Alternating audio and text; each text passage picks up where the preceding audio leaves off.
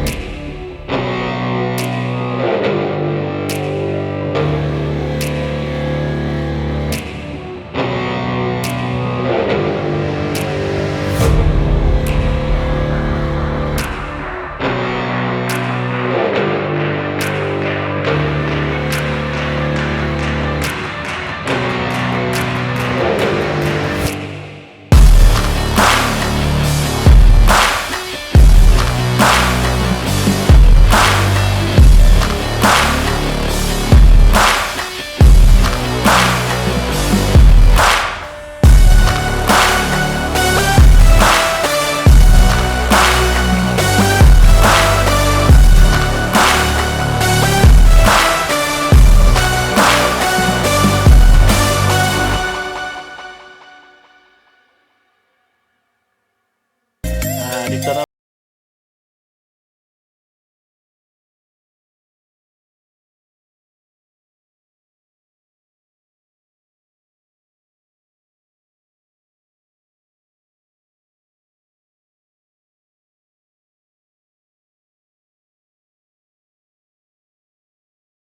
Ngayon mga ka-viewers, tingnan po natin yung engine bago natin pandarin mga ka-viewers. Ayan po yung sa likuran. Ayan. Yan natin na. Yun natin ang susi. Unang-una talaga. Relay. Natin. Ayan.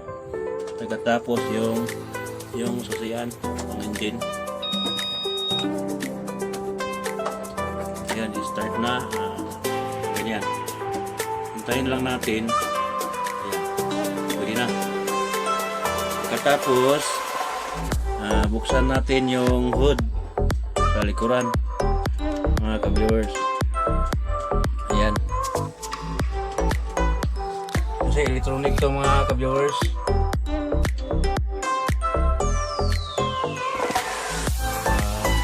Ito talaga yung common gawin sa mga operator driver, yung mag-check up ng water, fuel. Ayan. Puntahan natin yung sa likuran naman ngayon. Tapos okay na. Puntahan natin sa likuran. Dito tayo daan. Ayan.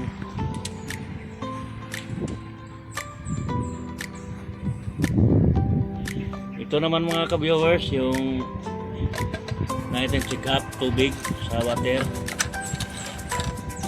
Usap po natin yan. Tingnan po natin kung may laman pa tubig. Mayroon pa, marami pa. Sarap po natin.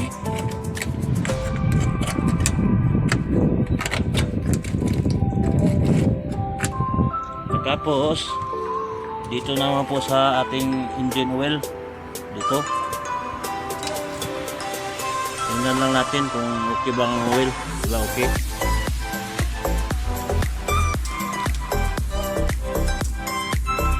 Ayan. Kasi common lang po ito sa mga operator, driver. Talagang maaga ikap ka sa iyong engine kung may sira ba o may leaking, para agad-agad natin ma-report kung mayroong sira. Balik tayo at pandarin. Nandito na tayo mga ka-viewers. I-start na natin yung engine. Ayan.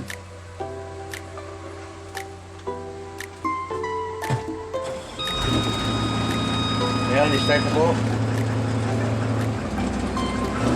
Pagkatapos ating RPM, ating high. Ayan, high. Ayan. Tapos tanggalin natin yung P, parking brake. Nandito lang po.